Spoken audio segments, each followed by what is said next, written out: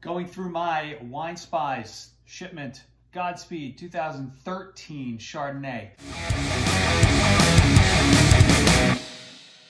I thought this was a fun one to buy. It is a Chardonnay from, let me get in there really close, the Mount Veeder AVA. I don't know, that's not really coming through very cleanly, but Mount Veeder is a pretty small appellation up on a mountain, as you might have thought. Most of the grapes are grown on hillsides, and it's a bit challenging. The yields are small, but the wines tend to be really, really good, really high quality. Now, this is a white wine. Obviously, it's a Chardonnay. Mount Veeder tends to be known a little bit more for the Cabernet, as most stuff is in Napa. But this Godspeed I got from Wine Spies, $18 a bottle. You know, old. I don't know if they're still around as a producer because I was looking for a website. I wanted to put some items in the show notes, and they just don't. Their website link doesn't seem to be working. But figured it was worth a try. I did have another bottle of this downstairs in my cellar. This is a really clean Chardonnay, so I don't believe they did any. If they did any oak treatment with this, it's really, really small or really light. Very well done. It's tropical in nature. It's fuzzy, this wine. So, and maybe it's just because I smell peaches and pineapples more so than anything else. So it kind of comes across as, it smells fuzzy. That doesn't make sense, but maybe it does. So,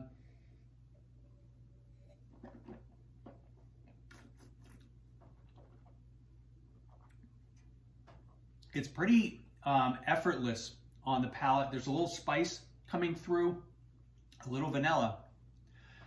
Maybe there was some oak treatment in there because I'm getting a little bit of that, that vanilla.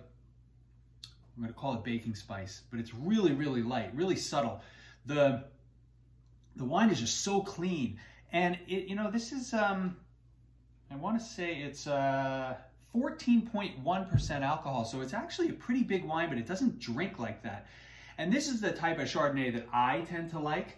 Like, I tend to really like Chardonnays like this, where they're effortless on your palate, and but still big enough.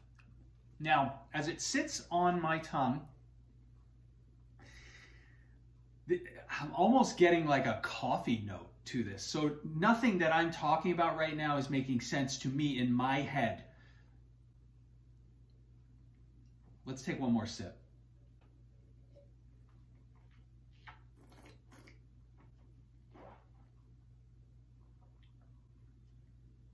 There's plenty of acid. It's lovely.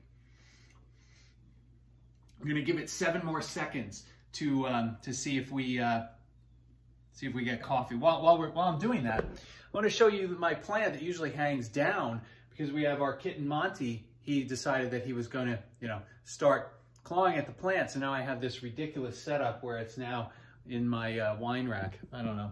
Anyway, yeah, that coffee note. There's something coffee-ish that's coming through at the end after it sits on my palate for a little while. So it doesn't make sense to me, but it's kind of cool. Very, again, on the palate, very tropical, pineapple-y, mango, and peaches, which is a really cool profile. So now this is the type of Chardonnay, like if you're drinking like some boring Chardonnay, God forbid you're drinking like a Josh Cellars Chardonnay, and you can get something like this. You won't find this particular wine out there, but if you can get, you get a Chardonnay from Mount Veeder or a different area of Napa for, under 20 bucks, like, you got to get out there and experiment a little bit more than you probably are today. One other thing that has nothing to do with this wine, but is I've had a lot of Chardonnays from Italy, and they're typically underpriced because who's seeking out Chardonnay from Italy, right? Do you even know that they make Chardonnay in Italy?